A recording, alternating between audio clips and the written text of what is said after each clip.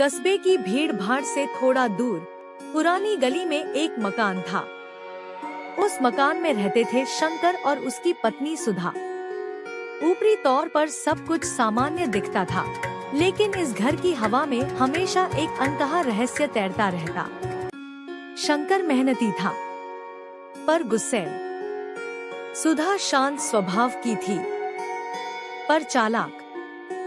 और यही चालाकी थी जो इस कहानी को दिलचस्प बनाती है।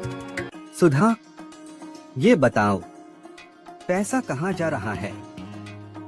मैं रोज दिन रात पसीना बहाकर कमाता हूँ, लेकिन महीने के अंत तक पर्स खाली हो जाता है। आखिर हो क्या रहा है?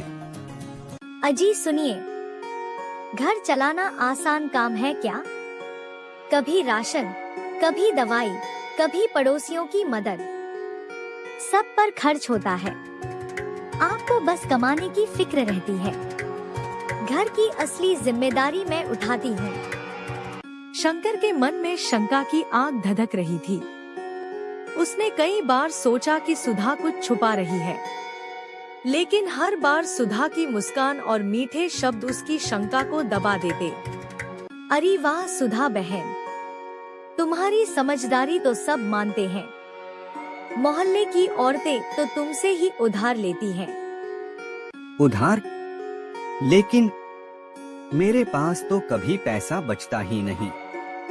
फिर सुधा के पास इतना कैसे? शंकर के शक की जड़ें और गहरी हो गईं। अब उसे लगने लगा कहीं उसकी पत्नी उस पर धोखा तो नहीं कर रही। आज रात मैं पता लगा कर रहूंगा।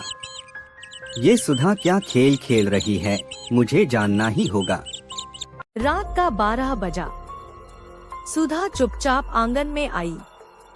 उसके हाथ में एक पुराना डिब्बा था। उसने इधर उधर देखा और डिब्बा खोल दिया।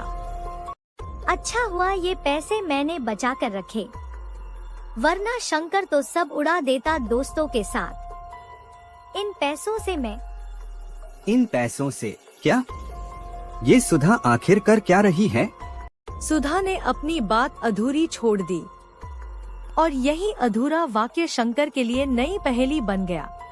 सुधा, अब सच सच बता, वो डिब्बे में रखा पैसा कहाँ से आया? मैंने सब अपनी आँखों से देखा है। तो आपने देख ही लिया, अच्छा है। लेकिन क्या आप सच्चाई सुनने की हिम्मत रखते हैं?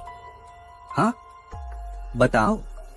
सुधा ने गहरी सांस ली, जैसे किसी बड़े राज को खोलने वाली हो। ये पैसा न चोरी का है, न किसी और का। ये तो आपकी ही मेहनत की कमाई है, जिसे मैं बचा कर रखती हूँ। क्योंकि मुझे पता है, आप दोस्तों के साथ बैठकर सब बर्बाद कर देते हो। क्या? तो तुमने मुझसे छुपाकर मेरी ही कमाई छुपाई? हाँ, लेकिन सिर्फ बचाने के लिए नहीं। इन पैसों से मैं। शंकर का दिमाग अब और भी उलझ गया। सुधा हर बार बात अधूरी छोड़ देती थी, जैसे वह जानबूझकर शंकर को उलझाना चाहती हो। अरे शंकर भाई, आपकी पत्नी तो बहुत चालाक है।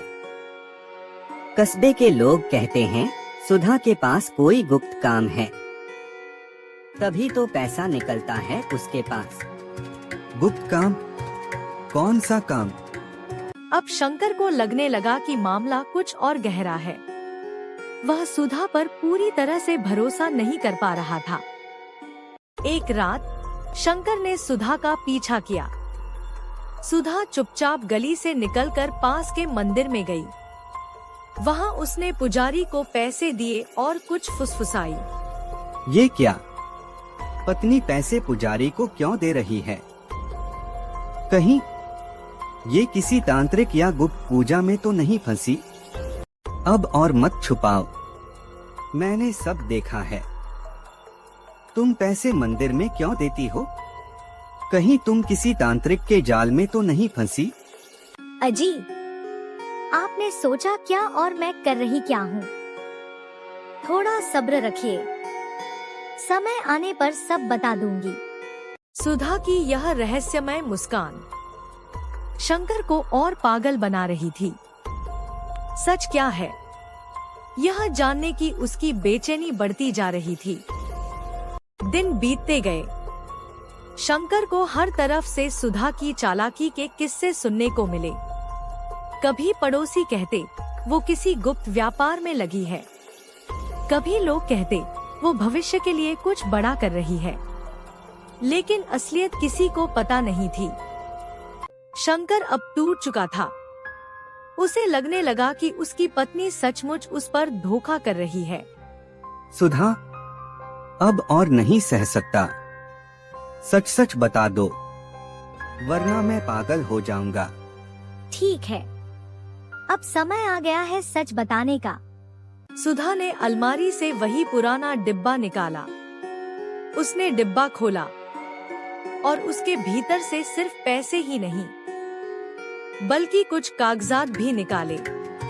ये देखो शंकर, ये हमारे बच्चों का स्कूल एडमिशन फॉर्म है।